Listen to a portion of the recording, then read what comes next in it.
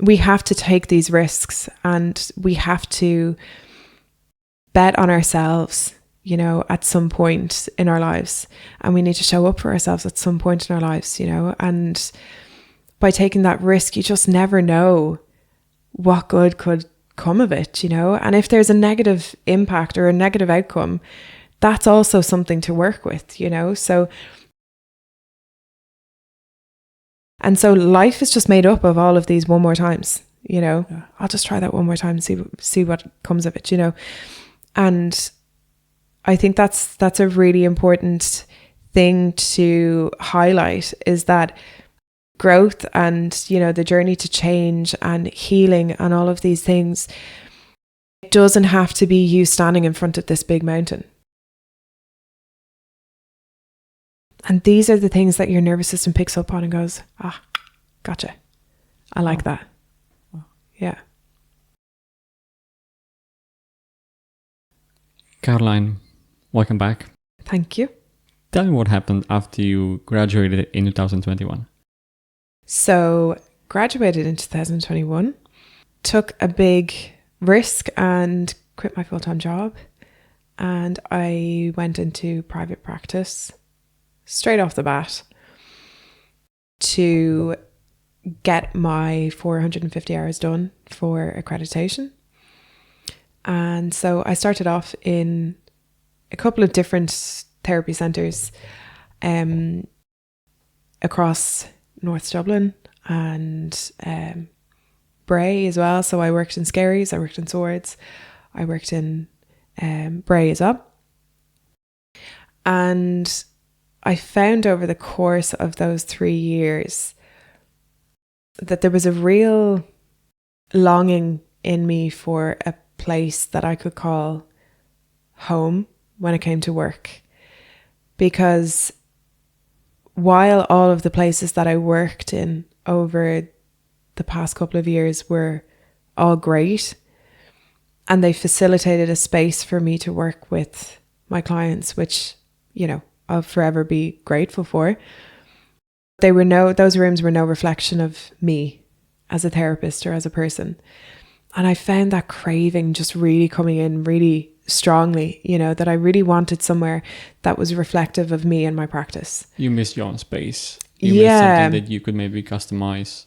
Exactly. Yeah. For your own office. Yeah. Yeah. A place that I could call my own, where I was able to, you know, have the flexibility and some more availability as well for clients, and a space for me to do my own admin work and, you know, supervision and all of those things. And so I went on a bit of a quest earlier this year to try and find a place that I could set up as my own. And I came across this place in Swords, and I said, I'll go and view it. You know, I don't know if I can do this, but I'll go and look at it anyway. So I went, and it was just a shell. There was nothing in it. And it was really hard. I had a really hard time visualizing what this might look like as a therapy room. And, you know, I didn't really have a choice in terms of, if I was going to take this, I was going to have to take another risk, you know, and trust that my vision of a therapy room coming out of this shell would work. Mm-hmm. And so that's what I did. I trusted that it would work the way it was supposed to. And I signed the lease on that day, and I got going on building this, what was a dream for me, you know. I got a bookshelf, I got a couch, I got, you know, a big rug, I got a desk, I got all of these things, the basics, you know, so lamps and everything, and put them all in and thought, this is the therapy room. And you had a feeling then when you saw it? Yeah, really big feeling of, oh my God, this is my space, and I can see myself in this, you know. I can see myself reflected back through the colors, you know, there's a bit of a quirkiness to it because I have like mushroom lamps and I have really colorful things on the wall, you know, so and it just felt like, okay, I've built something here, you know, I've built a home for me to work from professionally. This is a home now for me. And I have, you know, rather than having to carry all of my resources from place to place, they suddenly had a place to live now, you know. So I have all my bouncy balls and all my squishy balls and all my, you know, teddies and all of those things. They live in this corner called the regulation station, you know, where my clients come in. Is that what it's called? Yeah. Wow. The regulation station, yeah. And so they come in and they say, oh, I need something to regulate. Over you go to the regulation station. Wow. Pick out what you want, you know, and then come and sit down. So from the second that somebody walks through my door, I want them to express their needs to me. I want them to be unapologetic in taking up space, be unapologetic in this is what I need before we start, you know. Right. And that really fosters a sense of relational safety and non-judgment as well, you know, that they know that when I walk through this door, I don't have to be, hello, how are you? Like, I'm fine, you know. Yeah. They don't have to be that. They can walk in and they can come through and be like, I'm really angry. You know, I need something to work with my anger, to sit with my anger. I need something.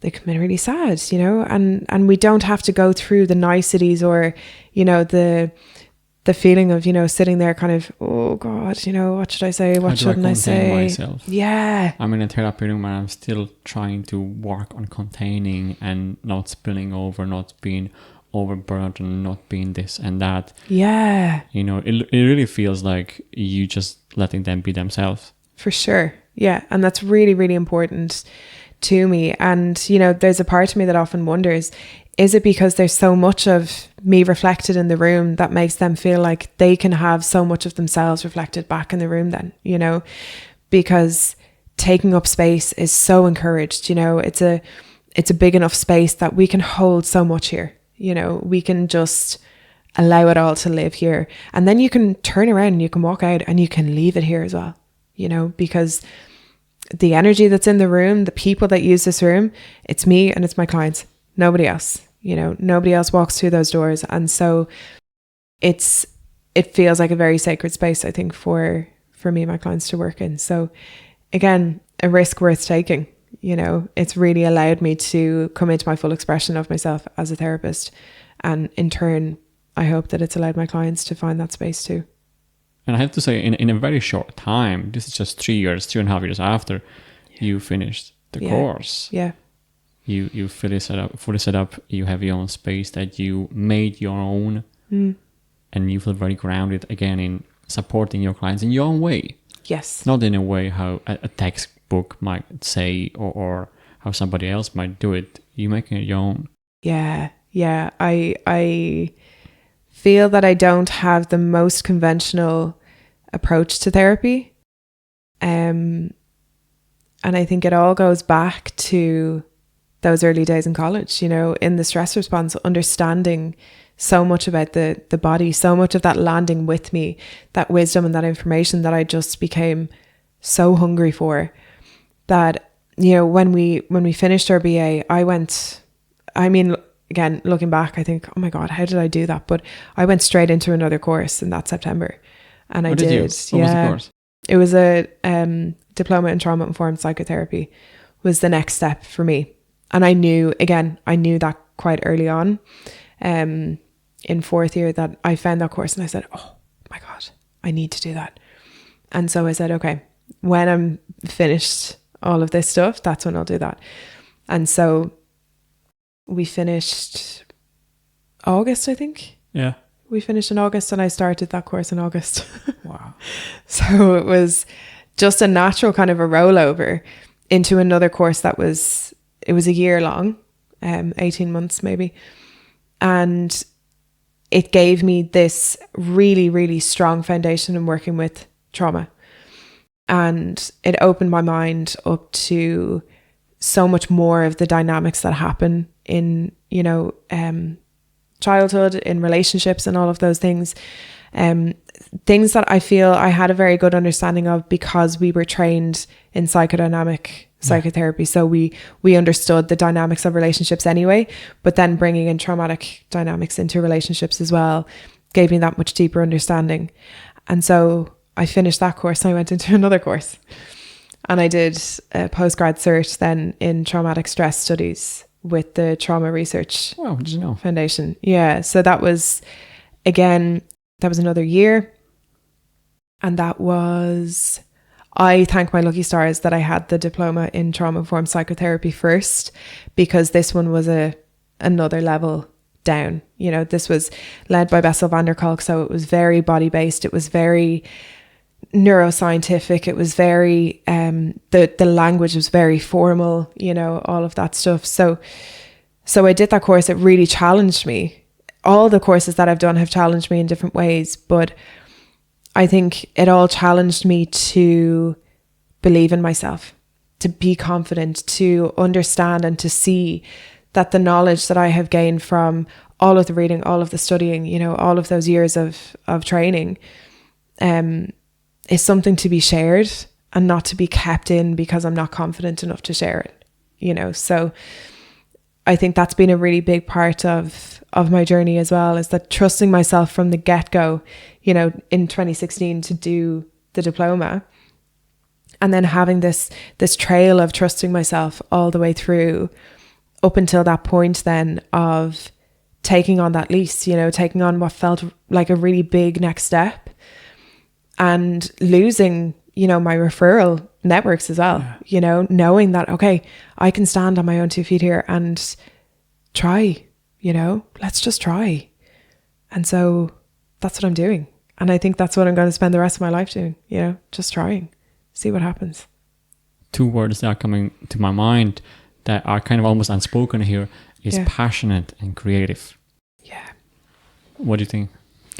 Yeah, I really like those words, especially passionate, because I think that encompasses so much, you know.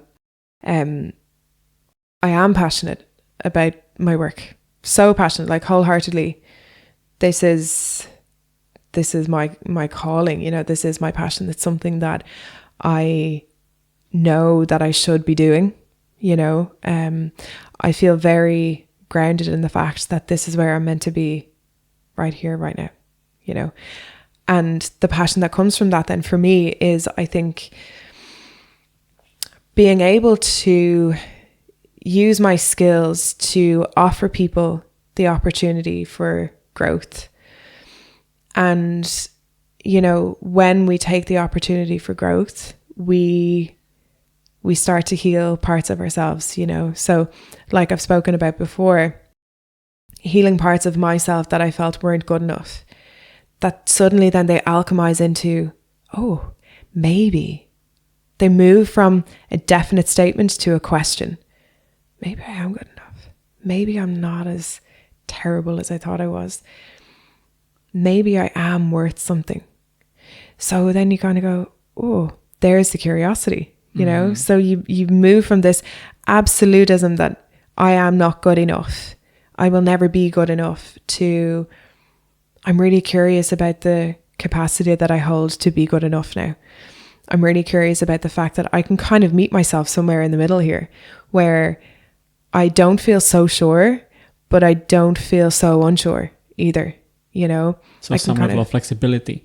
Yeah. You're thinking that it's no longer black and white. It's no longer I'm not this or I'm not good enough, because how could I ever be, right? But it becomes flexible, becomes something else. Exactly. Yeah. So it becomes less of a stick to beat yourself with and more of this kind of like, you know, if you think of the stick that you use to beat yourself with turning into a magic wand, you know, and it's kind of, ooh, this has suddenly got some energy to it. There's some life now where there was no life. And what can I do, you know, with all of this stuff? And, you know, when we are able to show up for ourselves in a curious way, so much can happen, you know. So even if it's, you know, well, I want to join this club, but I'm really afraid, you know, okay, so I'm noticing then that feeling of not being good enough is kind of showing up. But what if I just go? What happens then, you know? And then you go and you meet these people who are like-minded, you know, and you have really good conversations, and you kind of go, that was actually really good. Like, I actually really enjoyed that. Maybe I'll go again next week. And maybe I do more of that, the same. Yeah. That I might be trying to do the uncomfortable. Just to see what happens. Exactly. And then they kind of more feel like, oh my God, they actually helped me. They actually was so much fun. I might do it one more time. Yes. And it's just one more time. That's it, you know. So if I just try this one more time, maybe something will happen. And then something happens. And then you go, maybe I'll try one more time. And so life is just made up of all of these one more times, you know. Yeah. I'll just try that one more time and see what comes of it, you know. And I think that's a really important thing to highlight, is that growth and, you know, the journey to change and healing and all of these things, it doesn't have to be you standing in front of this big mountain, you know, and going, I don't even know how to climb a mountain. How am I going to get through this? And it's more just, well, let me just put my left foot in front and see what happens. And I'll stop again and I'll look around and I'll say, okay, that wasn't so bad. I can do that. Yeah, exactly. I can do that. Exactly. I'll put my right foot in front of me and see what happens. I can do that too. I can do that too. Yeah. And now suddenly we're picking up a bit of speed, you know, and then you look to your left and you go, oh, there's somebody walking beside me. Then you look to your right and you go, oh, there's somebody walking beside me. Look behind and you go, oh my God. Suddenly I'm surrounded by all of these people who are doing exactly the same thing as me. One foot in front of the other, until you don't even have to think about it anymore. And then suddenly you're at the top of the mountain and you've made all of these friends along the way. You know, you've got all these allies that you didn't realize you had until you started to make those steps, you know. And so being able to meet flexibility and being able to meet curiosity with flexibility, I think offers us so much expansion in our systems, you know. So if you think about your nervous system as like an elastic band, you know, if we try and stretch it too quickly, it's going to snap. But if we go do and keep going back and forth and going, oh, okay, actually that can stretch way more than I thought it could. But I just jumped, you know, I went from step 0 to step 10 without bridging that whole gap there. And so if I go back to step 0 and go, okay, what if I can go to 0.5 this week? What if I can go to step 1? And what do I need along the way? Who can I ask to help me to get from step 0.5 to step 1? And that's where it might be somebody new that comes in. It might be, you know, a group of people that you share similar interests with. It might be... Or a classmate. Yeah, exactly. You know, it's like you shine your light then and your people come, you know, and suddenly we're not so alone in this. Suddenly we're not so othered, you know. Oh, I'm the only one that feels like this. Nobody else feels like this, you know. I'm the only one that thinks these things. Nobody else. Everyone is so much better at that than I am.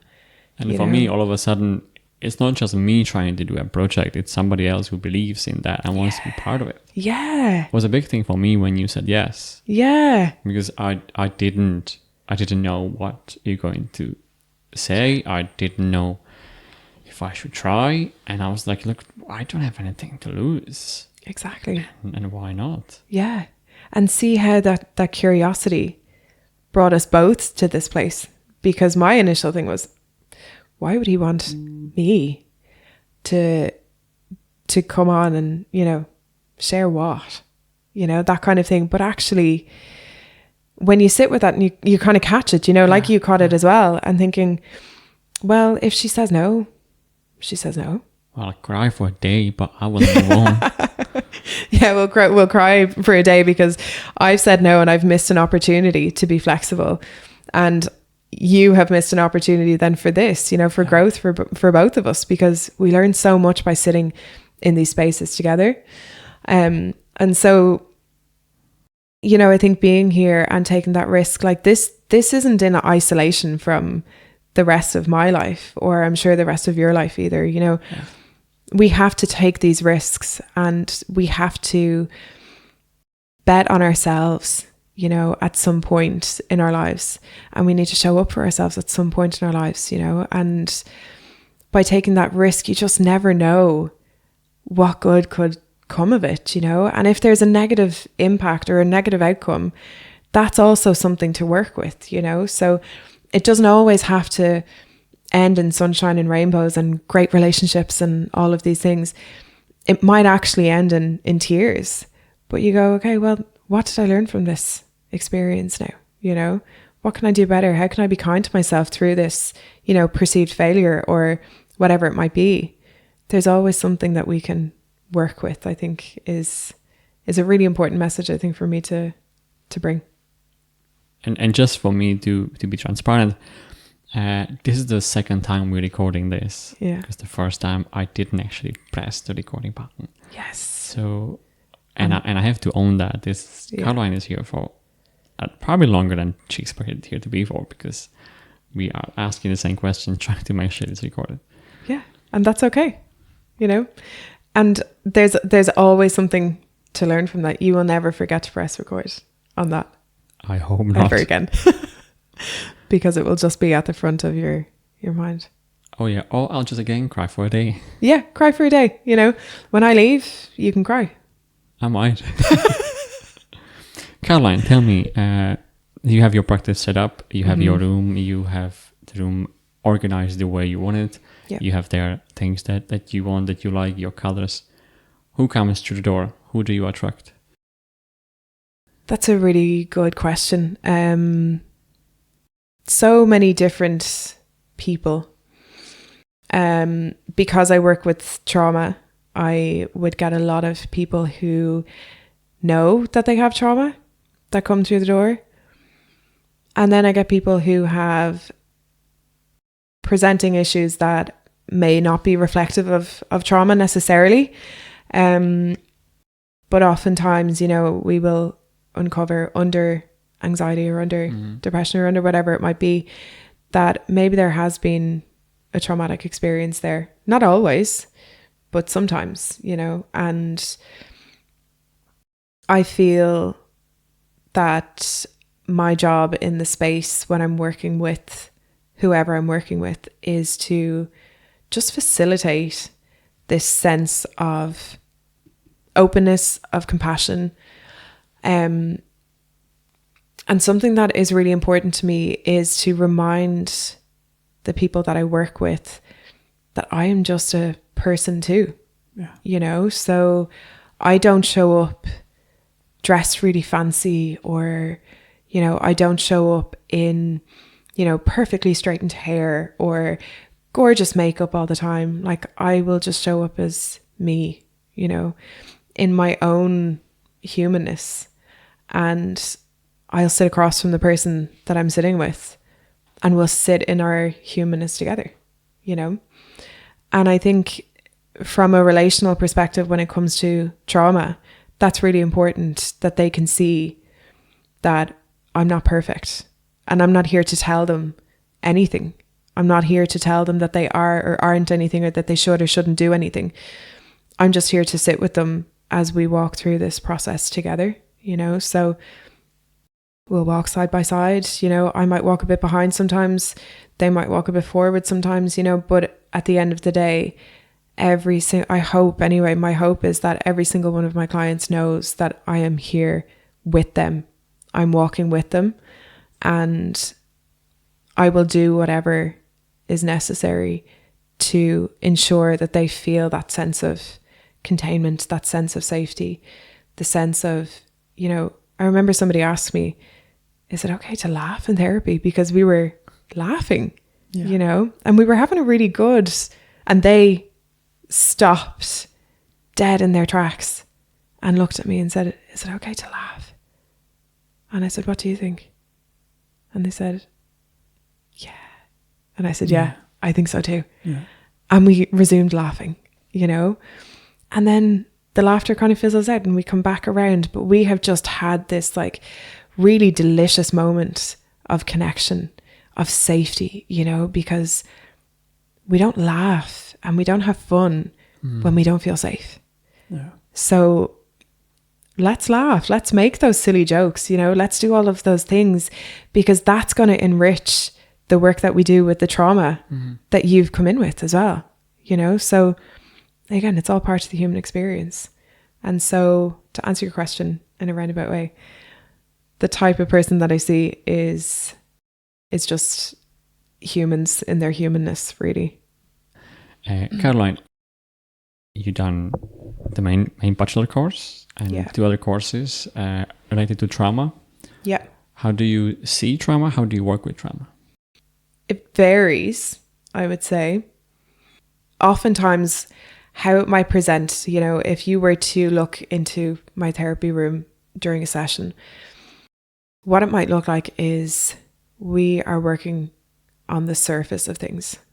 Maybe somebody has had an argument with their partner and they're going through, you know, oh, I just feel so disappointed or so angry at them.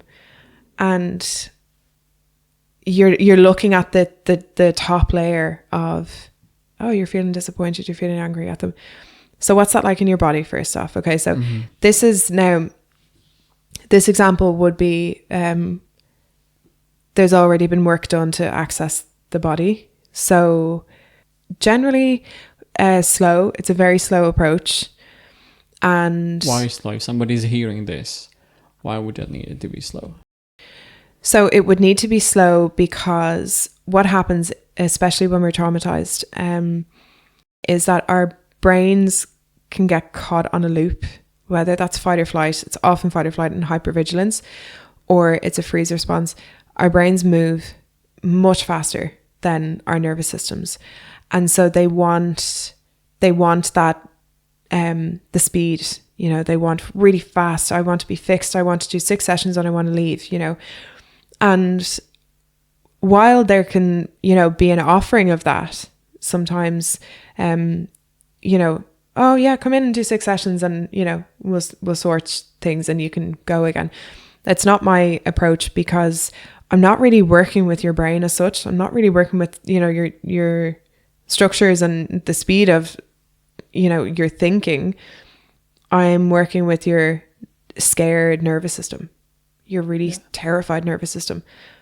And if you think of, you know, any kind of exposure that you might have ever needed to do over the course of your life, you know, whether that's being afraid of fireworks, you know, well, you know, fireworks go off all the time. We don't know when they're going to go off.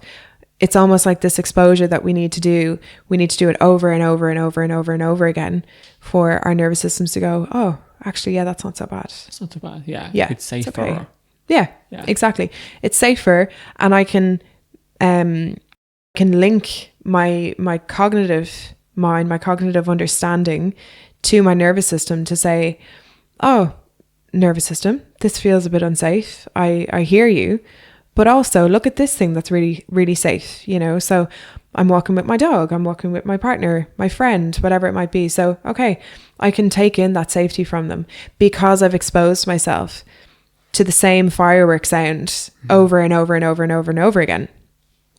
And so if we bring that back into trauma, it can be very difficult to, you know, say if you have had a one-time traumatic event like a car crash, you're not going to expose yourself to car crash over and over and over and over and over again so that you get rid of the charge. But what you might do is that you might go, okay, well, I need to tell you about the car crash that happened. And I'm going to revisit this mentally for, you know, years and years and years and years and years. But I'm still going to have, you know, sleepless nights. I'm still going to have panic attacks. I'm still going to have symptoms of depression. You know, I'm still going to have all of these things. And I don't know why they're there, because I'm okay with the story of me being in a car crash. And so what I'm going in for is, you're okay with the story of you being in a car crash, and I'm not going to get you to revisit that now. But what I want you to do is sit into this room first off. You know, so let's sit here together, and I'm going to ask you, what's it like to sit beside me or in front of me? You know, how is it to be in this room? What did it feel like coming into therapy today? You know, what are the thoughts that came into your mind about, you know, starting therapy again? What was helpful for you the last time that you did therapy? What was really unhelpful? What's happening in your life right now? You know, all of these things. So give me a bit of a picture of you and allow yourself to feel into what it's like to be here right now. And then that might be the entire session. Yeah. And they leave and they go, oh, I didn't get to talk about the car crash. I didn't get to talk about that thing. And they go, okay, I'll come back next week. And then they come back next week. And then they say, I really want to talk about that. And there's the surface. And we'll go, I wonder why you want to talk about that thing. And they go, because I really want to get rid of this. Unbeknownst to them that we are already working with the lower level stuff that's actually triggering the speed, at which they want to talk to me at. And it's so natural, you know, we all do it to a greater extent, I think, you know, we all want to get the story out, you know, we lose our words. We want to go at that speed, but if we can just move into the speed of the nervous system, that's why it takes so long to do trauma work, you know, and any type of trauma work, whether that's somatic experiencing, whether it's EMDR, sensory motor, you know, any of those trauma processing models take time, but they also yield very, very long-term results as well. So if we can become embodied through our trauma processing and beyond, we can start to live, you know, you hear of like a slow life and, you know, kind of like take it easy, slow it down. We can't do that with traumatized nervous systems. It's not available to us. So if we can allow for that space to open up over the course of time, if we can learn to embody trust, you know, if we can learn to embody all of these really nice, you know, kind of connective emotions that come through the experience of psychotherapy, then we can start to hold, you know, the traumatized pieces of us in this really warm embrace, you know, that's full of compassion, that's full of self-compassion, but also full of compassion from the people that you've chosen to share your sacred story with, you know, that if we can hold this as a community and if we can allow you the space to heal slowly but surely over time, you know, returning to things and then leaving again, returning and leaving and building this home for yourself brick by brick by brick. That's where you're going to find yourself, I think, you know, after trauma. But it takes time and it takes determination and it takes, you know, sometimes it takes going into therapy for, you know, 2 years or whatever amount of time and then taking a break and then going back in and bolstering, I think, your therapeutic process with things like yoga, sometimes breath work. That can be a bit triggering for some people. So that's on a very individual basis, I think. Connecting with your body, swimming, you know, anything that you can take really slow, you know, or one of the starting points I have actually for my clients is brushing your teeth, right?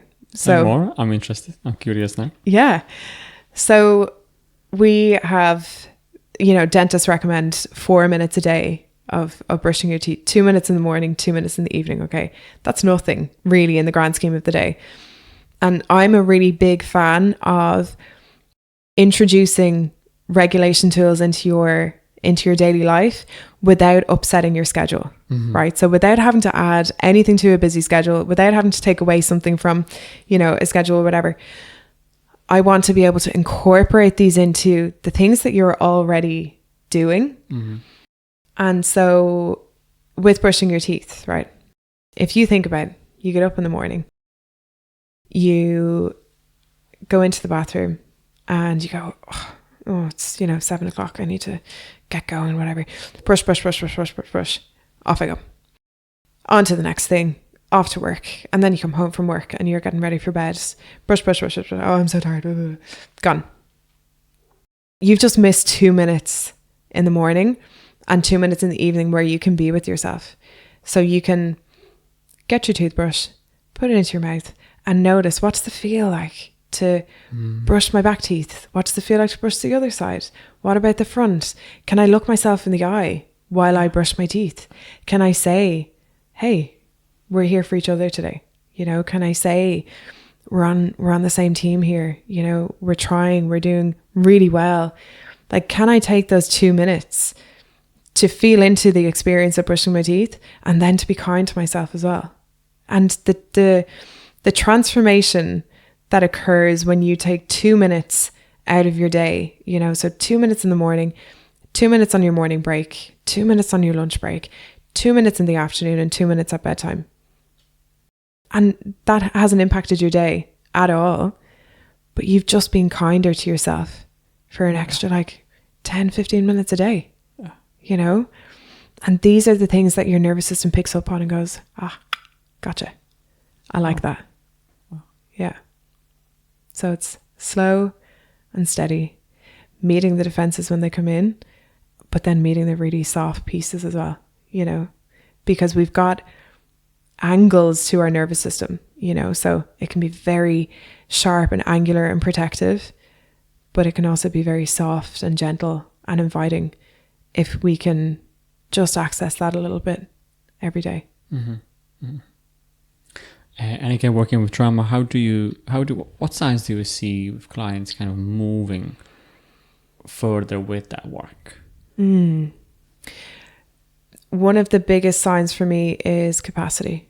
So they start to notice, that thing that really set me off in work a couple of weeks ago, or a couple of months ago, or a couple of years ago sometimes, that happened today and I didn't react. Yeah. I responded. Yeah.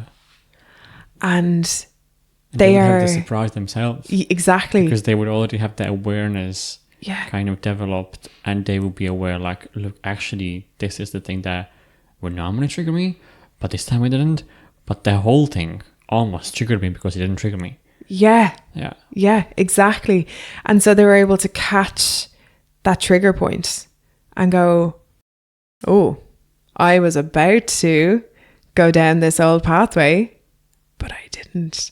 Yeah. And so they choose this new pathway that they've spent time developing, and they go, well, I expressed my need to go out and get some fresh air, or I went and drank some water, or, I put a pause on it and said, can I get back to you on that? Rather than saying, no, I've told you about this. You can't do this. This is breaking this rule or whatever. Okay, hold on a second. Could I take 10 minutes and I'll get back to you on that? Because you can feel that slow, steady build. And sometimes it's a very quick rise to anger, but they can feel it and they realize, I have choice now. And I have empowerment in that. Yeah. I have power to choose, and I have power to see what I want to do with that. Exactly. Rather than being affected by my nervous system that has the trajectory there totally made up. Yes. Yeah, exactly. And I often talk about, our neural pathways, and how automatic they become, so if we're developing new pathways, if we're trying to form new pathways, what's going to happen is that, you're going to take the low, quick, easy road. That's what your brain is wanting to do, because it's already developed. So it doesn't take any extra energy for you to rise to anger, because it's just so ingrained. It's just so developed and there. It's safe in a way for the brain. Is safe because this is what we have always done. Yeah. This is how we have always discharged anger, by shouting, by kicking, by something. Yeah, exactly. And so if they're noticing, so that anger might be safe because it protected me from, maybe an overbearing parent when I was younger. And so the safety cues that come into your nervous system when you get angry are there, but we also notice that this anger doesn't serve me in this moment. It served me in the moment back then, but not right now. So what can I do differently? And so it's that putting the pause, it's putting the space between stimulus and response or reaction, and then what I love as well is that they feel proud. Yeah. They come in and they say, this is what I did, or this is what I didn't do. And you think, oh my God, that's incredible. And they're amazed by themselves. Exactly. Yeah. And so then, you can ask, how do you feel about that? You know, and to hear somebody say, for maybe the first time in their adult life, I feel proud of myself. What a privilege. Yeah. You know, that we get to sit there and witness that and share it with them as well. You know, it's incredible. And so if we can allow ourselves the time and the space to heal slowly but surely, that's where life starts to happen again. You know, you start to realize, my God, this is worth doing, you know, because I am worth pursuing, you know, I am worth the growth and the healing and the love and the compassion and the grace and all of those really nice things.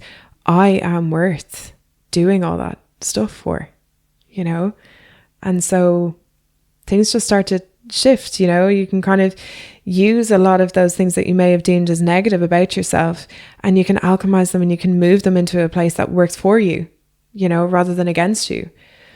And then, you know, life just feels a little bit less maybe dark, you know, and you start to see the people that are here for you as well, you know, and you start to see that you have a right to voice your needs. You have a right to express yourself. You know, you don't have to stay hidden forever, you know, because of maybe what somebody told you in the past, or because of the rules that trauma develops. You know, we can move all of those things, have them work for you instead of against you. Caroline, thank you for the interview. Thank you for the time and the extra time. No problem. You were here with me. No problem. Before we go, I want to ask you, how can people find you?